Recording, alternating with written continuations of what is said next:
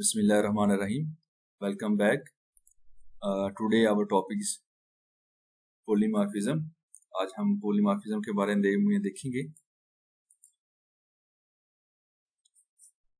Today topics are कि polymorphism क्या होता है, polymorphism stands for types of polymorphism कितनी हैं और उनके क्या नाम हैं और polymorphism कैसे अचीव होती हैं. ठीक है, कंपाइल टाइम और रन टाइम एरर्स में क्या डिफरेंस है और जो स्टैटिक बाइंडिंग है या स्टैटिक हमारे पास पॉलीमॉर्फिज्म है या अर्ली बाइंडिंग है, हम कैसे कौन से मेथडिज्म को अचीव कर सकते हैं.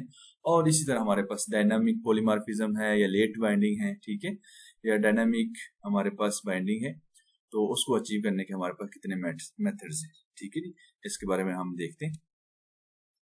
पॉलीमॉर्फिज्म, पहले इसकी जरा डेफिनेशन देख लेते हैं, फिर उसको जरा प्रैक्टिकल एग्जांपल्स से इसको more elaborate करेंगे इंशाल्लाह. The word polymorphism means having many forms, many shapes. ठीक है, अगर हम लोग इसको ऑब्जेक्ट ओरिएंटेड प्रोग्रामिंग के पैराडाइम में देखें तो क्या होता है, हमारे पास वन इंटरफेस होता है और मल्टीपल फंक्शंस होते हैं. अच्छा, अगर इनको प्रैक्टिकल एग्जांपल के तरह देखें, हम लोग सेल फोन है हमारे पास, सेल फोन की तरफ हम कम्युनिकेशन कर सकते हैं. अब इसको एग्जांपल को प्लीज समझने की कोशिश कीजिएगा कि सेल फोन की तरफ हम कम्युनिकेशन, हमारे पास सेल फोन जो है ना वो एक इंटरफेस है और हम कम्युनिकेशन कर सकते हैं.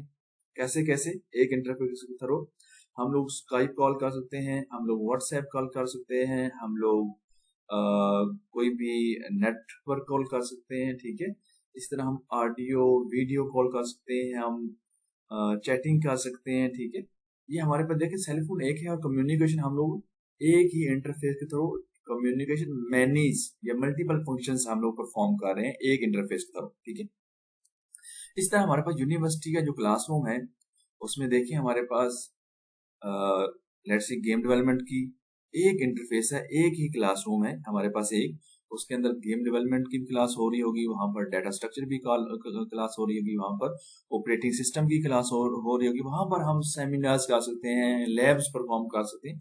ठीक है, ये यानी कि इंटरफेस एक है हमारे पास और फिर मल्टीपल फंक्शंस हैं. ठीक है, मीन के मल्टीपल हम लोग at the same time function perform कर सकते हैं. अगर हम लोग इसको एज अ कोडिंग की एग्जांपल देना चाहें कि हम लोग यही वाली पॉलीमॉर्फिज्म कैसे यूज करेंगे, तो लेट्स से हमारे पास सम का फंक्शन है. ठीक है, फंक्शन का नाम सेम होगा. ठीक है, उसके अंदर डिफरेंट पैरामीटर्स होंगे, उनकी टाइप डिफरेंस हो सकती है विद इन सेम क्लास. ठीक है, तो सेम फंक्शन का नाम है, एक ही यानी कि इंटरफेस है, उसके मल्टीपल फंक्शनैलिटी हो सकती है. इस तरह हमारे पास प्रिंट का फंक्शन है, प्रिंट का फंक्शन हमारे पास डिफरेंट क्लासेस के अंदर डिफरेंट परफॉर्म कर रहा होगा. ठीक है, हमारे पास एक इंटरफेस प्रिंट है. ठीक है, लेकिन उसकी जो फंक्शनैलिटी है वो डिफरेंट होगी. इसको एग्जांपल के थ्रू इसको डिटेल के अंदर आगे देखते हैं. अच्छा जी, हमारे पास पॉलीमॉर्फिज्म की जो टाइप्स हैं, जैसे कि मैंने पहले भी डिस्कस किया है, हमारे पास पॉलीमॉर्फिज्म की टू टाइप्स हैं. हमारे पास स्टैटिक पॉलीमॉर्फिज्म है या डायनामिक पॉलीमॉर्फिज्म है. स्टैटिक पॉलीमॉर्फिज्म को अर्ली बाइंडिंग कहते हैं, स्टैटिक पॉलीमॉर्फिज्म भी कहते हैं. जो डायनामिक हमारे पास पॉलीमॉर्फिज्म है उसको लेट बाइंडिंग भी कहते हैं. ये डिफरेंट नाम दिए गए. अच्छा, हमारे पास जो स्टैटिक पॉलीमॉर्फिज्म है वो कब परफॉर्म होती है और डायनामिक पॉलीमॉर्फिज्म कब परफॉर्म होती है. ठीक है, कि कब डिसीजन होता है कि कौन सा फंक्शन परफॉर्म होता है. तो हमारे पास जो स्टैटिक पॉलीमॉर्फिज्म है वो हमारे पास कंपाइल टाइम पर हो रही होती है. ठीक है, response to a function is determined at the compile time. जबकि हमारे पास डायनामिक पॉलीमॉर्फिज्म जो है वो रन टाइम पर डिसाइड हो रही होती है कि कौन सा फंक्शन या कौन सा इंटरफेस कॉल करना है हम लोगों ने और वो क्या फंक्शन परफॉर्म करेगा. ठीक, इसको डिटेल्स के आगे अगर हम कोड भी देखेंगे इंशाल्लाह तो आपको मजीद एक्सप्लोर हो जाएगा. ठीक है, इसी को समझने के लिए ना जी स्टैटिक पॉलीमॉर्फिज्म को और डायनेमिक पॉलीमॉर्फिज्म को इधर मैंने टॉपिक ऐड किया. इसके अंदर कंपाइल टाइम एरर्स और रन टाइम एरर्स में क्या डिफरेंस है, ये सब सिर्फ समझने के लिए. ठीक है, कंपाइल टाइम एरर्स कौन से होते हैं जी, जो हमारे पास टाइपिंग मिस्टेक के थ्रू आ जाते हैं. ठीक है, तो टाइपिंग मिस्टेक हो सकती है हमारे पास, या प्रॉपर सिंटैक्स हमने फॉलो नहीं किया किसी भी हमारे पास लैंग्वेज का, तो ये कंपाइल टाइम एरर्स है हमारे पास. इसको कौन कैच कर रहा होता है, हमारे पास कंपाइलर. ठीक है, कंपाइल टाइम एरर्स में हमारे पास सिंटैक्स एरर हो सकता है या टाइप चेकिंग एरर हो सकता है. सिंटैक्स एरर मीन कि हम लोगों ने कॉलन नहीं कहीं लगाया या कोई और चीज, तो कंपाइलर फौरन बताता है कि यहाँ पर एरर है. ठीक है, टाइप चेकिंग एरर्स में कि हमने टाइप सही तरह मेंशन नहीं की यही हमारे पास जो कंपाइल टाइम एरर है ना, यही एग्जांपल समझिए हमारे पास जो स्टैटिक पॉलीमॉर्फिज्म है वो भी कंपाइल टाइम पर हो रही होती है, ठीक है। इस तरह हमारे पास रन टाइम एरर है कि रन टाइम एरर कब होगा, जब हमारे पास प्रोग्राम रन हो रहा होगा, ठीक है। इस वाले को रन टाइम एरर को हमारा कंपाइलर कैच नहीं कर सकता, ठीक है।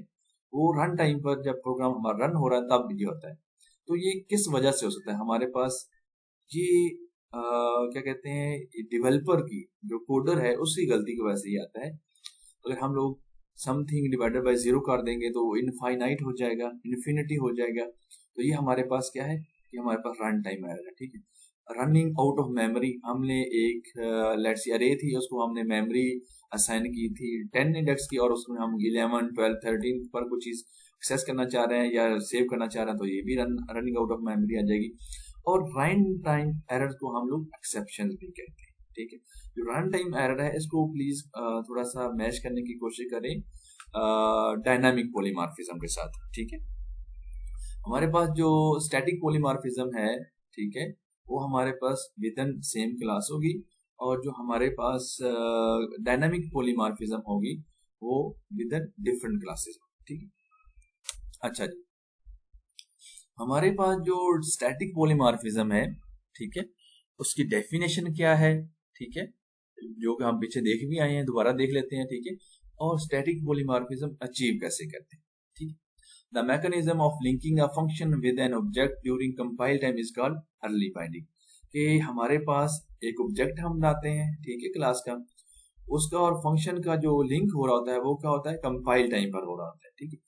स्टैटिक पॉलीमॉर्फिज्म को हम अर्ली बाइंडिंग कहते हैं, स्टैटिक बाइंडिंग कहते हैं। प्लीज इसको याद रखिएगा, डिफरेंट टर्मिनोलॉजीज हैं, डिफरेंट नाम्स हैं, ठीक है। अच्छा जी, हमारे पास जो स्टैटिक पॉलीमॉर्फिज्म है या स्टैटिक बाइंडिंग है या अर्ली बाइंडिंग है, हम इसको अचीव कैसे कर सकते हैं, वो हमारे पास फंक्शन ओवरलोडिंग है और ऑपरेटर ओवरलोडिंग है, ठीक है। फंक्शन ओवरलोडिंग की तरह अचीव कर सकते हैं और ऑपरेटर ओवरलोडिंग, और ये कब हो रहा था हमारे पास, कंपाइल टाइम पर डिसाइड हो रही है स्टैटिक पॉलीमॉर्फिज्म, ठीक है। अच्छा, जो नेक्स्ट वीडियो होगी उसमें हम देखेंगे फंक्शन ओवरलोडिंग के बारे में। इसके अंदर अब जस्ट स्टैटिक पॉलीमॉर्फिज्म और डायनामिक पॉलीमॉर्फिज्म के बारे में हम देख रहे हैं। अच्छा, डायनामिक पॉलीमॉर्फिज्म हमने जैसे कि देखा था कि हमारे पास रन टाइम पर होती है, लेकिन हम डायनामिक पॉलीमॉर्फिज्म को अचीव कैसे कर सकते हैं। हमारे पास अब्स्ट्रैक्ट क्लासेस के थ्रू हम कर सकते हैं, अब्स्ट्रैक्ट मेथड्स के थ्रू कर सकते हैं, वर्चुअल फंक्शन के थ्रू कर सकते हैं, ठीक है। अच्छा, क्लासेस का कंसेप्ट हम पढ़ आए हैं। अभी हमारे पास अब्स्ट्रैक्ट क्लासेस है। अब्स्ट्रैक्ट क्लासेस क्या होती हैं, जरा इनको देख लेते हैं, ठीक है। C# allows you to create abstract classes that are used to provide partial class implementation of an interface. Interface में क्या होता है कि आप कोई इम्प्लीमेंटेशन नहीं करते, सारे के सारे आपके जो मेथड्स होते हैं वो अब्स्ट्रैक्ट होते हैं या प्योर वर्चुअल फंक्शंस होते हैं, ठीक है। जावा की मिसाल में करते हैं या C++ की एग्जांपल लें, ठीक है। तो इसके अंदर अब्स्ट्रैक्ट क्लासेस के अंदर हमारे पास तमाम जो मेथड्स हैं वो जरूरी नहीं है कि वो अब्स्ट्रैक्ट हो, वो नॉन अब्स्ट्रैक्ट भी हो सकते हैं, इसलिए पार्शियल क्लास इम्प्लीमेंटेशन हो रही है।